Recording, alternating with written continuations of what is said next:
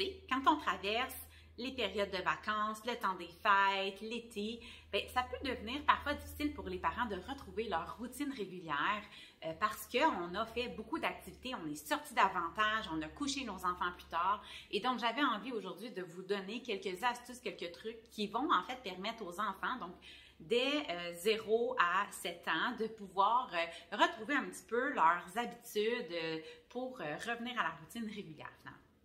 Donc, la première chose, en fait, c'est d'avoir des attentes qui sont réalistes quant à l'heure de coucher de vos enfants.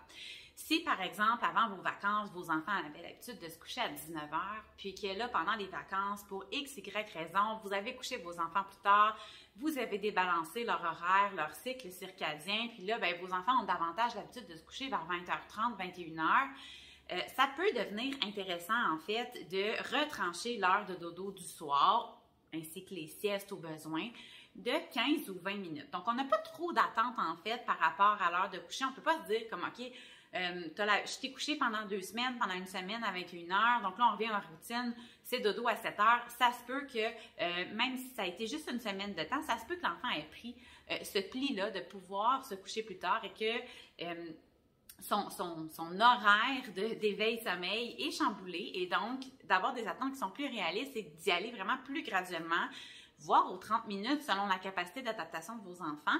Mais l'idée, c'est d'y aller progressivement pour un retour à la routine de façon plus optimale.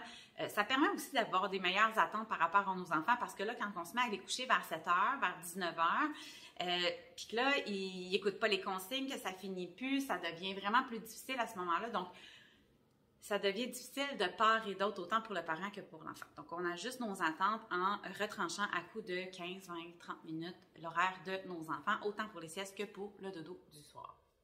Ensuite de ça, je vous invite à utiliser à votre avantage la luminosité. On le sait, quand les lumières sont amusiques, quand il fait noir, ça permet à l'enfant, mais en fait à tous les êtres humains, de sécréter naturellement de la mélatonine.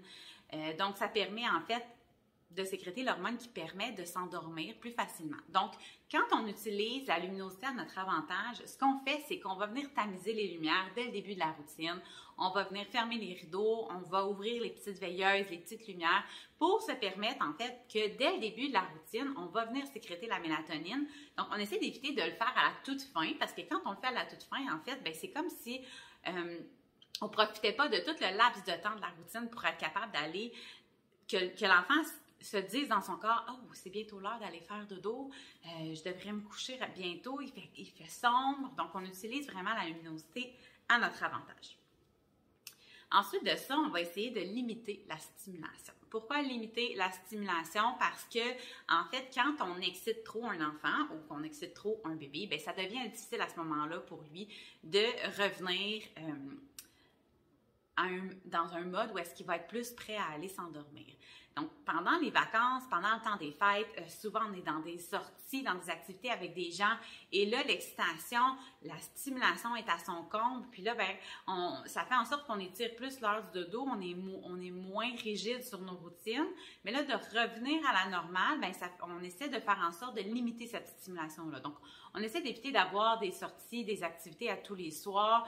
On essaie aussi de limiter l'intensité de stimulation avant le dodo. Parce que si on vient faire une grande stimulation, puis qu'après ça, on demande à l'enfant de s'endormir, mais la pente, elle est trop abrupte pour l'enfant. Donc, ça fait en sorte que l'enfant a besoin d'avoir plus de temps pour être capable de diminuer sa stimulation, la réception qu'il a à cette stimulation-là, pour être capable de se mettre en mode sommeil.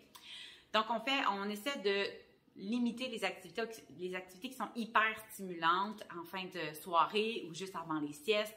Donc, on va opter davantage pour des activités plus de massage, du petit yoga, des petites activités tranquilles, de la lecture, du dessin. Donc, on essaie d'éviter là, les chatouilles, les activités où est-ce qu'on a plusieurs personnes de présentes.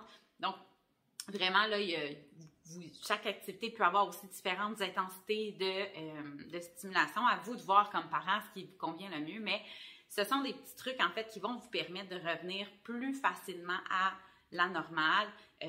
Idéalement, il faut se laisser du temps. Si ça fait 1 semaine, 2 semaines, 3 semaines, voire l'été au complet que vous avez chamboulé les routines, c'est normal que ce soit difficile pour votre enfant de se réajuster. Donc, on se permet d'avoir plus de flexibilité à ce moment-là et on s'adapte de jour en jour à nos enfants, mais aussi à nos capacités à nous comme parents. Donc, on s'y prend un peu d'avance. Si on sait qu'on est plus fatigué, si on sait que nous, on est retourné travailler et qu'on a moins d'énergie, bien à ce moment-là, on devance encore un petit peu plus l'heure de dodo pour se permettre d'avoir cette latitude-là, de ne pas tomber dans la fatigue, nous, comme parents, puis d'être moins capable d'accompagner nos enfants. Donc, si jamais vous avez envie d'avoir plus d'informations sur le sommeil, la parentalité, je vous invite à regarder la description de la vidéo. J'ai mis des liens vers ce qu'on appelle nos défis sommeil, nos formations en ligne, les accompagnements qu'on offre au centre individuel, moi et mon équipe.